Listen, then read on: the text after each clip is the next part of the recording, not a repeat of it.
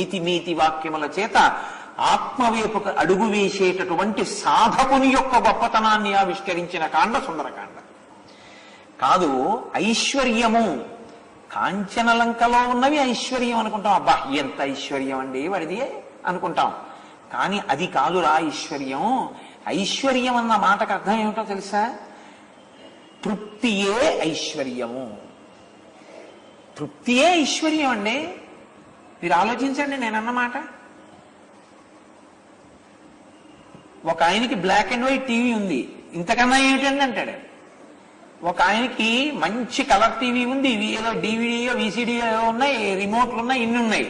ఆయనకి ఇంకా ఎక్కడో విదేశాల్లో ఎక్కడో ఏదో ఉంది, అది ఉంటే అంత బాగుండాలండి అంటాడు. బ్లాక్ అండ్ వైట్ టీవీతో తృప్తి చెందినవాడు ఐశ్వర్యవంతుడా, అన్నీ ఉండి ఇంకా ఏదో లేదని ఏడిచినవాడు ఐశ్వర్యవంతుడా? నాకు చెప్పండి. ఆకలేసి అన్నం తినడానికి లేనివాడు దరిద్రుడే, ఆకలేసి అన్నం తిందామంటే సమయం లేనివాడు దరిద్రుడే. అవునా కాదా? మీరు ఆలోచించండి. ఒక ఆయనకు ఉన్నాయి ఇంట్లో అన్ని, ఆకలేస్తోంది, తిందామంటే ఖాళీ ఉండదు, డబ్బు సముపార్జన ఎప్పుడు ఇలా చెవిలో సెల్లు హడావిడి పరుగు, కాబట్టి అన్నం కూడా తినలేడు, దరిద్రుడే. ఒక ఆయనకి ఆకలేస్తోంది, తిందామంటే తినడానికి లేవు, వీడు దరిద్రుడే. ఉన్న దరిద్రుడు లేని దరిద్రుడు ఇద్దరూ మాత్రం దరిద్రుడే. బాహ్యంలో ఎన్ని ఉన్నా తృప్తి లేక ప్రతిరోజు పుష్పకమెక్కి తిరిగి ఇంకా ఏదో లేదని అగ్నిహోత్రంలో నెయ్యి పోసి ఆర్పుదాం అనుకున్న అజ్ఞాని ఎవడో రావణాసురుడి రూపంలో చూపిస్తాడు. అటువంటి వాణ్ణి రక్షించడానికి బాహ్యంలో ఏం పెట్టినా రక్షించలేవు నువ్వు. ఆంతరోపాసన చేసినటువంటి వాడికి తిరియక్కులు కూడా ఉపకారం చేస్తాయి. ఇది నిరూపించిన కాండ సుందరకాండ. అందుకే లంక యొక్క వైభవం గొప్పదా, రాముణ్ణి అనుసరించిన వానరులు గొప్పవాళ్ళ అంటే, రాముడికి నమస్కారం చేసి బయలుదేరినటువంటి వానరుడు సాధించగలిగిన ప్రజ్ఞ తన ఊళ్ళో తన దగ్గర తన చుట్టూ కోట్ల మందిని పెట్టుకున్నవాడు తనని తాను తన కొడుకుని రక్షించుకోలేకపోయాడు.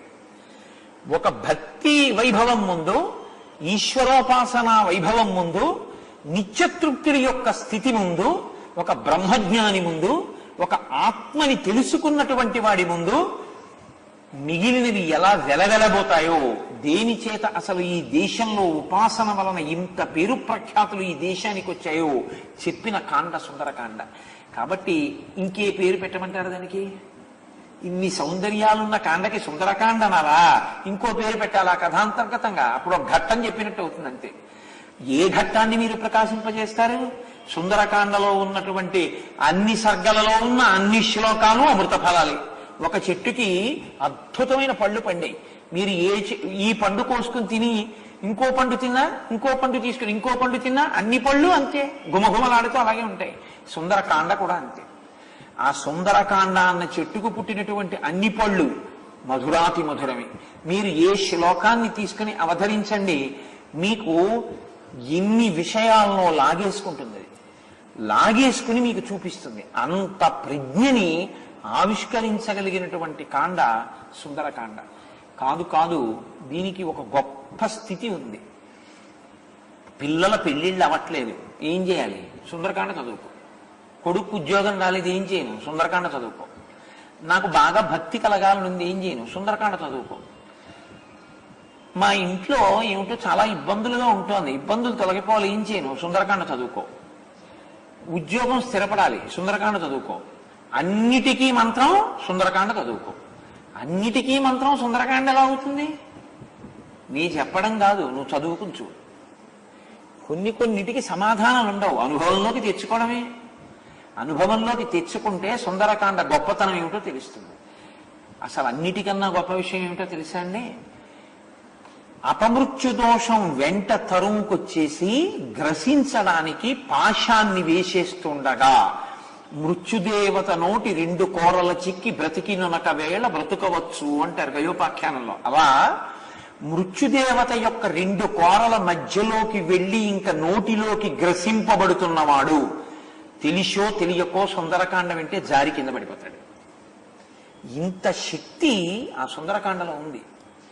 దాన్ని మీరు అనుభవించడం మీద ఉంటుంది. అందుకని ఏమీ తెలియకుండా కథాపరంగా విన్నా సుందరకాండే, తెలిసి అన్వయాన్ని విన్నా సుందరకాండే.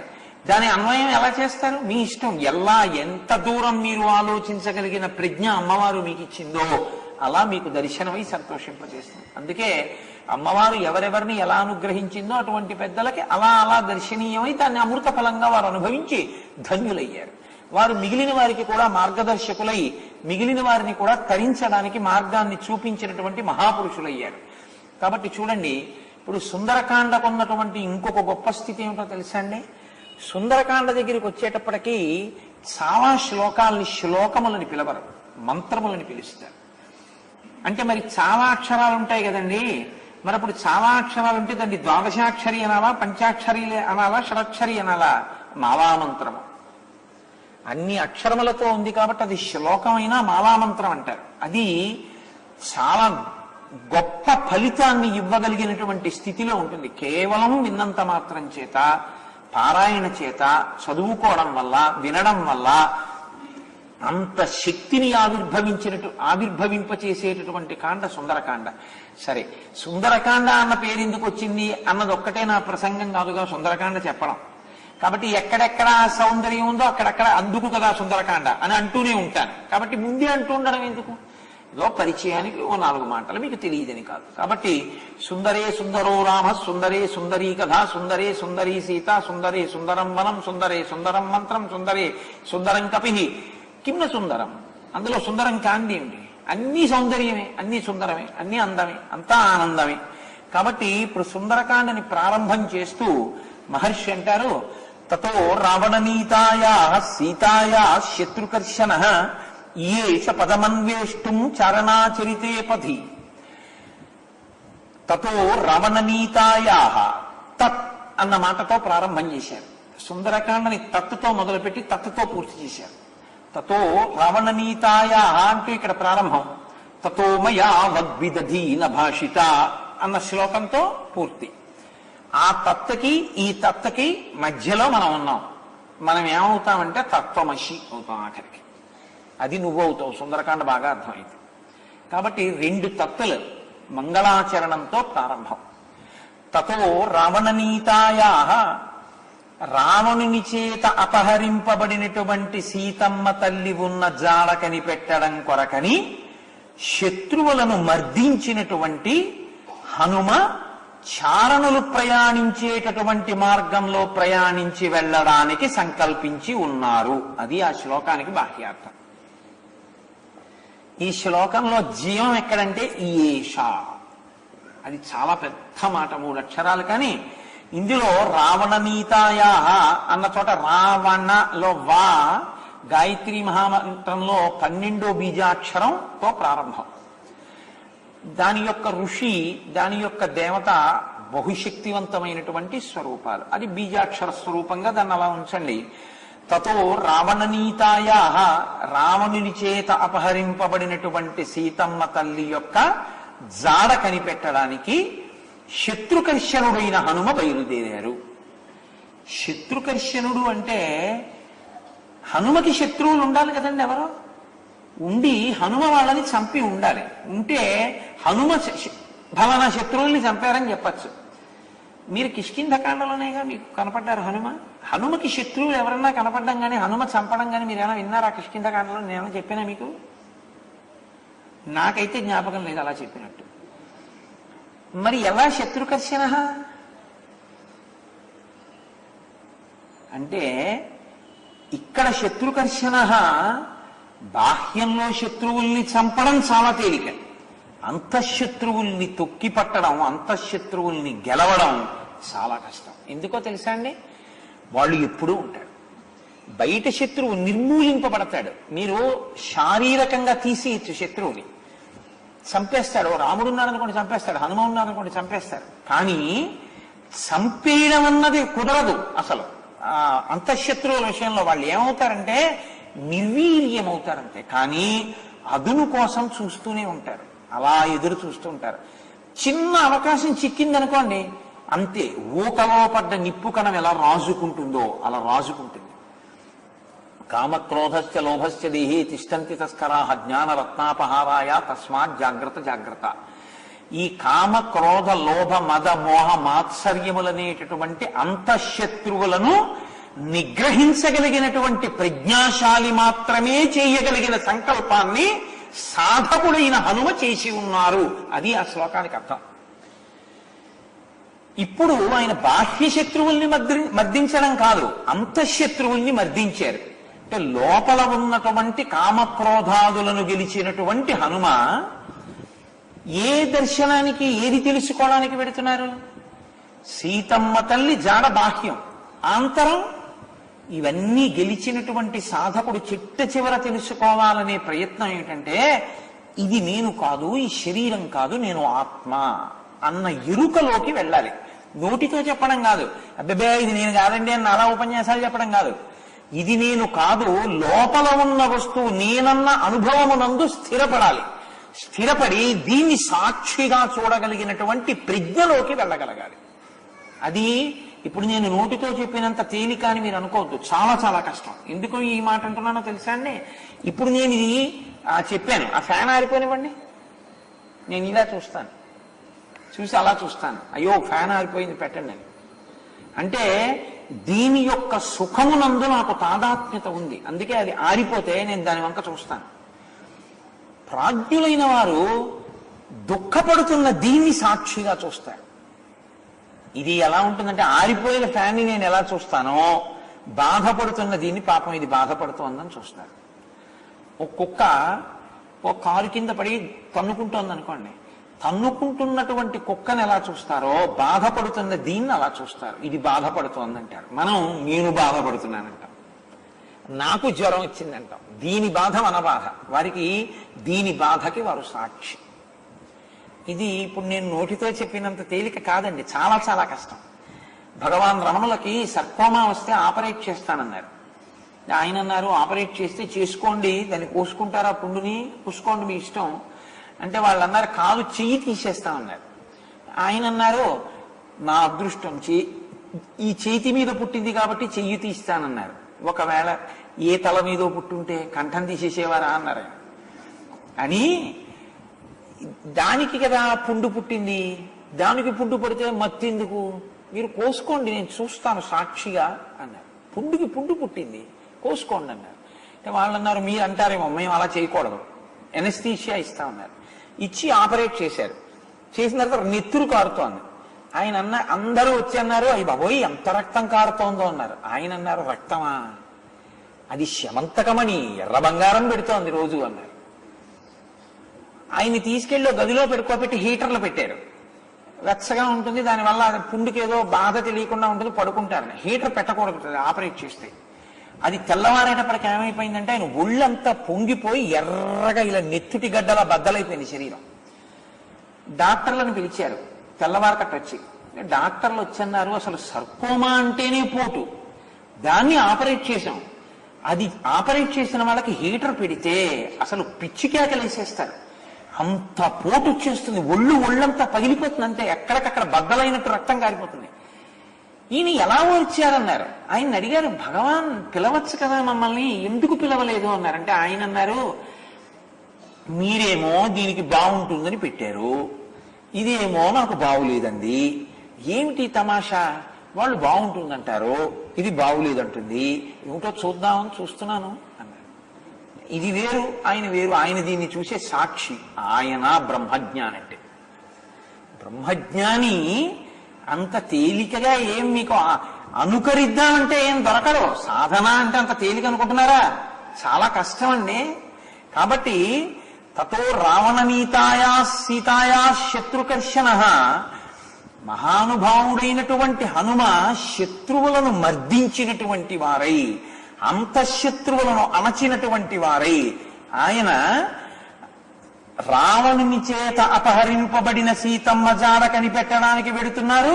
బాహ్యం, ఆంతరం. ఆత్మ అన్నది సత్యం, కానీ ఆత్మని మర్చిపోయి ఇది నేను ఇది నేను ఇది నేను అనుకుని నేను వెళ్ళిపోతానర్రోయ్ నేను వెళ్ళిపోతానర్రోయ్ నేను ఉండనర్రోయ్ అనేది వికారాలు చూపిస్తుంటుంది. జుట్టు తెల్లగా మారిపోతుంటుంది. అంటే నాన్న నేను ఇందులోంచి వచ్చానో అందులోకి వెళ్ళిపోయే సమయం ఆసన్నం అయిపోతోంది, అంటే ఉండను, ఇంకా వెళ్ళిపోతాను, శక్తి క్షీణించిపోతోంది నీకు, అదే గుర్తు. పూర్తిగా తెలుపు అవుతోంది, తెలుపు అయిపోతోందంటే నువ్వు జాగ్రత్త పడిపో, ఇంకా ఉన్న సమయాన్ని ఈశ్వరాభిముఖం చేసుకో అని చెప్తూ ఉంటుంది. ఇది చెప్తూ ఉంటే రంగేసేస్తే అదేం చేస్తుంది అంటే దీని మీద తాదాత్మ్యత. దీని మీద తాదాత్మ్యతతో ఇది నేనంటే ఇది ఉంటుందా, నేను ఉండనంటుంది. ఇది ఉండనన్నది పడిపోతుంది. పడిపోయిన తర్వాత చూస్తాడు తాను సాక్షిగా కాలిపోతున్నదాన్ని. అదే అసాధ్యం కూడా, ఇది నేను అనుకుని ఇన్ని ఫెయిర్ అండ్ లవ్లీలు రాశాను రా, ఇలా కాలిపోతోంది, దీనికోసం అంత అల్లరిపడ్డాను రా అంటాడు.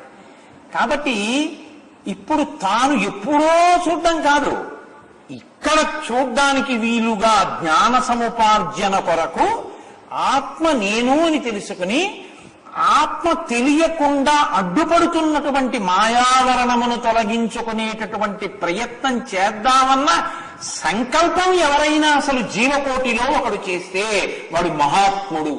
అందరితో పాటు కొట్టుకుపోకుండా నేను అసలు సత్యమును తెలుసుకుంటానని ఎవడైనా సంకల్పం చేస్తే అసలు ఆ సంకల్పమే చెయ్యడు. ఎందుకు చెయ్యడు? అందరూ పెళ్లి చేసుకున్నారు, వీడు పెళ్లి చేసుకుంటాడు. చేసుకోపోయినా చేసేస్తారు. అందరూ పిల్లల్ని కన్నారు, వీడు పిల్లల్ని కంటాడు. అందరూ పడుకుంటారు, వీడు పడుకుంటాడు. అందరూ ఏడుస్తారు, వీడు ఏడుస్తాడు. అందరూ నవ్వుతారు, వీడు నవ్వుతాడు. అందరూ జీతం తెచ్చుకుంటారు, వీడు తెచ్చుకుంటాడు. అందరూ తింటారు, వీడు తింటాడు. అందరూ ఏం చేస్తున్నారో అదే చేస్తారు. అందరూ చచ్చిపోతారు, వీడు చచ్చిపోతాడు. తప్ప అందరూ తెలుసుకోవడానికి ఇష్టపడింది తెలుసుకుంటాననేవాడు లోకంలో ఉండడు. అలా ఎవడైనా అంటే ఈ ఆ సంకల్పం చాలా గొప్పది. అలా అన్నవాడెవడో వాడు ప్రాజ్ఞుడు, వాడు మహాపురుషుడు, కారణజన్ముడు. అటువంటి ఒక యోగి, ఒక సాధకుడి గురించి మాట్లాడుతోంది సుందరకాండ. కాబట్టి తతో రావణనీతాయా సీతాయా శత్రుకర్షణ ఈయేష పథమన్వేష్టం చరణాచరితే పథి. బాహ్యంలో రావణాసురుడి యొక్క జాడ కనిపెట్టాలి. రావణుడు ఎక్కడ ఉన్నాడు? సంపాతి చెప్పాడు. సంపాతి చెప్పింది నిజమైన నమ్మకం. కాలిపోయిన రెక్కలు వచ్చాయి కాబట్టి ఇప్పుడు అది నమ్మకం. ఇప్పుడు దాన్ని తిరస్కరించడానికి వీలు లేని ప్రబల సాక్ష్యం నాకిక్కడి నుంచి కనపడుతోంది అన్నాడు ఆయన. 100 యోజనముల సముద్రాన్ని గడచి వెళ్ళగలిగితే కాంచనలంకలో సీతమ్మ ఉంది. కాబట్టి ఇప్పుడు ఆయన బయలుదేరుతున్నారు అంటే లంకని బాహ్యంలో చేరాలంటే సముద్రంలో ఈత కొట్టడం ఓ మార్గం, సముద్రంలో ఓడెక్కడం ఓ మార్గం. లేదు, కొన్ని యోగ విద్యలు తెలిస్తే సముద్రం మీద నడవడం కూడా ఒక మార్గం. ఎందుకంటే నీటి మీద నడిచేటటువంటి ప్రక్రియ, నీటి మీద తేలే ప్రక్రియ కొన్ని ఉంటాయి, యోగ సాధన చేత వస్తాయి, అదొక ప్రక్రియ. కాకుండా ఆకాశంలో వెళ్ళడం ఓ ప్రక్రియ. అసలు ఏదీ అంటుకోకుండా తాను పైనుంచి వెళ్ళిపోవడం అంటే ఈశ్వరుని యందు రమిస్తూ అన్నిటికీ సాక్షిగా ఉండి సాధన చేసేటటువంటి ప్రక్రియ, జ్ఞాన మార్గంలో వెళ్ళగలగడం. ఇప్పుడు తతో ఆయన ఎలా పెడుతున్నారు? చారణాచరితే పథి. చారణులు అంటే మీకు కిష్కింధకాండలోనే వచ్చింది. చారణులు అంటే వాళ్ళు ఎప్పుడూ కూడా లోకంలో మంగళకరమైనటువంటి వార్తలను తీసుకొచ్చి చెప్తూ ఉంటారు. మనం అది తెలుసుకోనప్పుడు వాళ్ళు వచ్చి చెప్తూ ఉంటారు. సుందరకాండలోనే కనబడ్డారు వాళ్ళు. హనుమకి కనబడ్డారు. సీతమ్మ కాలిపోయింది అనుకుంటుంటే చారణులు అనుకుంటూ వెళ్ళిపోతుంటే విని ఆయన సీతమ్మ బతికుంది అనుకున్నారు. చారణులు తిరిగే మార్గము అంటే భూమికి దగ్గరగా మంగళవార్తలు చెప్తూ తిరిగేటటువంటి అటువంటి వారి మార్గము.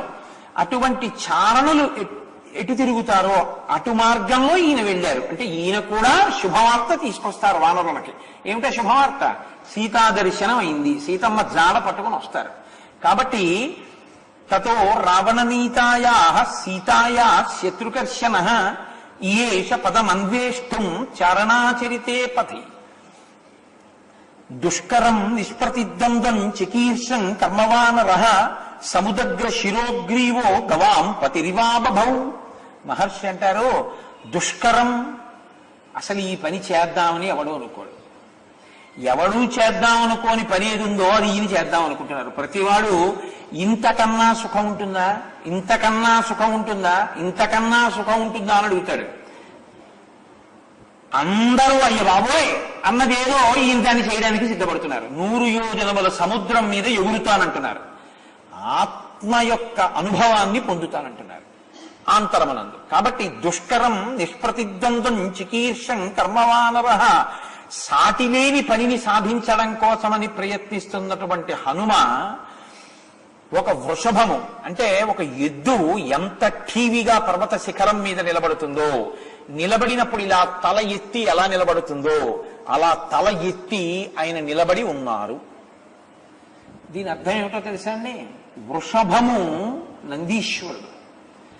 నందీశ్వరుడైనటువంటి వృషభము ఏదైతే ఉందో, గవాంపతి అంటే నందీశ్వరుడు. నందీశ్వరుడికి ఒక ప్రత్యేకమైనటువంటి లక్షణం ఉంది.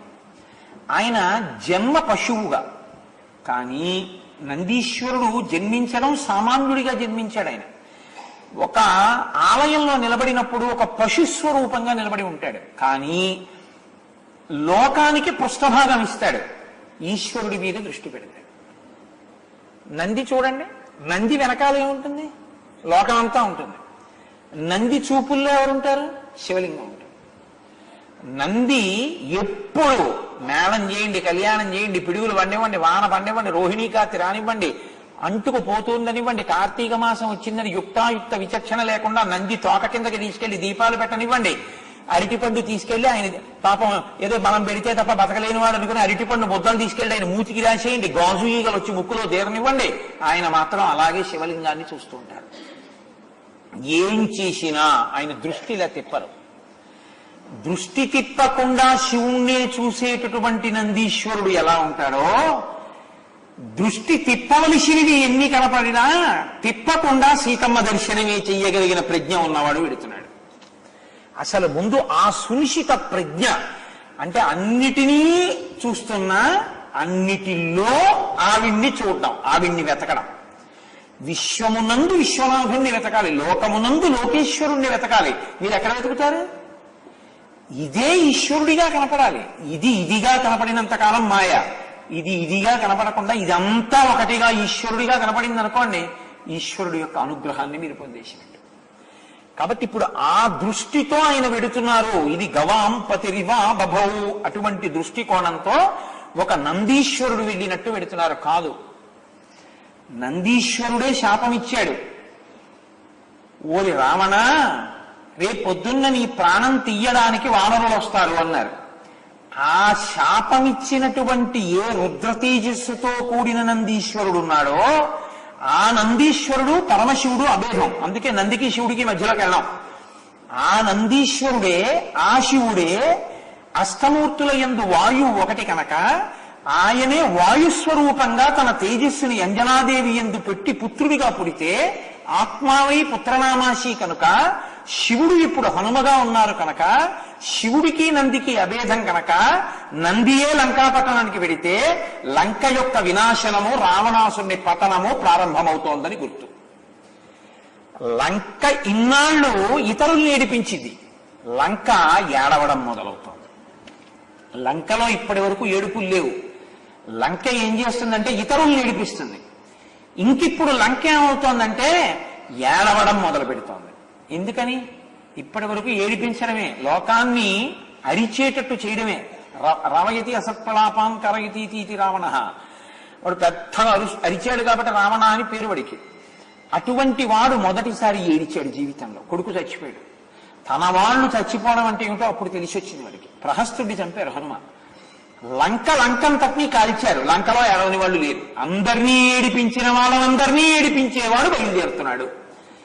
నందీశ్వరుడు కపిరూపంలో వెడుతున్నాడు. ఇది చెప్పడానికి గవాంపతిరివా బభౌ, ఇదేం సామాన్యమైన పని కాదు. లంకని ఏడిపించడం అంటే ఒక్కడే వెళ్ళి కోట్ల మంది రాక్షస గణాలున్న చోటికెళ్ళి ఒక్కడు నిర్భయంగా తనెవరో చెప్పి, ఎందుకు వచ్చారో చెప్పి, ఏం చేశారో చెప్పి, నన్ను నువ్వేం పట్టగలవరా అని చెప్పి తాటి వచ్చేసేయగలగడం, వాళ్ళని ఏడిపించి. ఇది మామూలు ప్రజ్ఞ కాదు. అందుకని దుష్కరం నిష్ప్రతిద్వంద్వం చికీర్షం కర్మవానరః సముదగ్ర శిరోగ్రీవో గవాంపతిరివా బభౌ అథ వైఢూర్యవర్ణేషు షద్వలేషు మహాబలః ధీరః శల్యకల్పేషు విచచార యథాసుఖం. అథ మళ్ళీ మంగళాచరణం. అథ వైఢూర్యవర్ణేషు షద్వలేషు మహాబలః. పచ్చగడ్డి మెత్తగా ఉంది ఆ మహేంద్రగిరి పర్వత శిఖరాల మీద. మెత్తగా ఉన్నటువంటి పచ్చగడ్డి మీద లక్ష్యం లేకుండా ఆయన దాన్ని తొక్కుతూ ధీరుడై ఆయన యథాసుఖం చక్కగా సుఖంగా విహరిస్తున్నారు, తిరుగుతున్నారు. పచ్చగడ్డి మీద తిరగడానికి అంత పెద్ద అల్లరి ఏమిటండి? అది పెద్ద విశేషమా? అంటే పచ్చగడ్డి స్పర్శ సుఖాన్ని ఇస్తుంది. మీరు ఎప్పుడైనా మెత్తటి పచ్చగడ్డి మీద నడిస్తే, పచ్చిగడ్డి మీద చాలా ఎంత హాయిగా ఉందో ఈ పచ్చిగడ్డిలో నడుస్తుంటే అంటారు. సుఖము అన్నది స్పర్శ చేత అనుభవింపబడుతుంటుంది ఎక్కువగా. అటువంటి సుఖములను త్రోసిరాదని ప్రయత్నపూర్వకంగా కష్టమైనది అని మనకనిపించేదాన్ని కష్టమని అన్నది కూడా తెలియని స్థితిలోకి వెళ్ళగలిగిన వాడు వెళుతున్నాడని చెప్పడం. ఇది కొంచెం కష్టంగా ఉంటుంది. నేను చెప్పిన మాట మీకు నాకు తెలుసు, ఏమిటో నీకే అర్థమైందని నువ్వు అన్నమాట ఏమిటో అనుకుంటారు మీరు. మొదట చూసిన వాడికి ఏమనిపిస్తుందంటే బాబోయ్ ఎంత కష్టం అండి అది అనిపిస్తుంది. కూర్చున్న ఆయనకి లేదా ఆ పని మొదలుపెట్టిన ఆయనకి అది కష్టమో సుఖమో తెలియని స్థితికి వెళ్ళిపోతాడు. అంటే బాహ్య స్పర్శ పోతుంది. ఇది ధీర. ఆ స్థితిలోకి వెళ్ళగలిగితే సాధన యందు వ్యగ్రతని పొందాడని గుర్తు.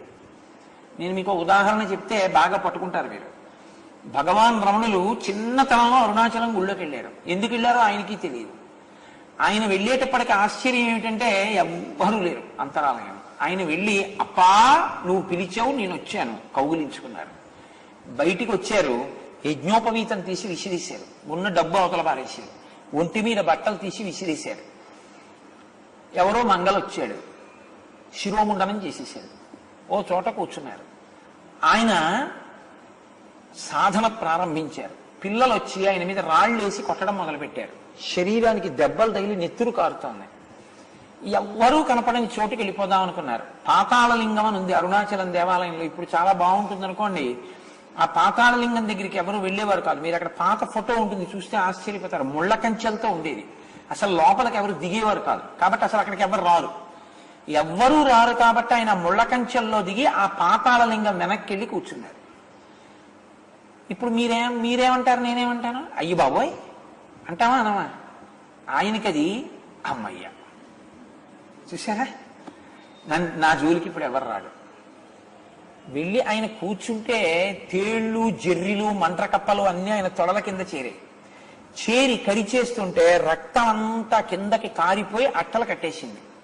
ఇవన్నీ కూడా చర్మం అంతా పోయి మాంసం ముద్దల కింద వేలాడిపోయింది. ఆయనకి అవేం తెలియవు. ఆయన అలాగే ఉన్నారంతే సమాధి స్థితిలో. మొదట సుఖమును కాదని ధీరుడై తర్వాత సుఖమా దుఃఖమా అన్న స్థితిని కూడా మరిచిపోగలిగినటువంటి స్థాయికి ఎదిగిపోతే అప్పుడు ఆత్మ అన్నది ఎరుకలోకి వస్తుంది. అంతటి సాధనా వ్యగ్రతలోకి వెళ్తున్నారు. ఇది పైకి కావ్యంలో అందంగా మాట్లాడవలసి వస్తే అథ వైఢూర్య వర్ణేషు సద్వలేషు మహాబల ధీర శల్యకల్పేషు విచచార యథాసుఖం. ఆయన పచ్చిగడ్డి మీద అటూ ఇటూ తిరుగుతూ సుఖములను త్రోసిరాదని ఉన్నారు. ఇప్పుడు సతస్య గిరివర్యస్య తలే నగవరాయుతే తిష్టన్ కపివరస్తత్ర హృదే నాగ ఇవాబభౌ.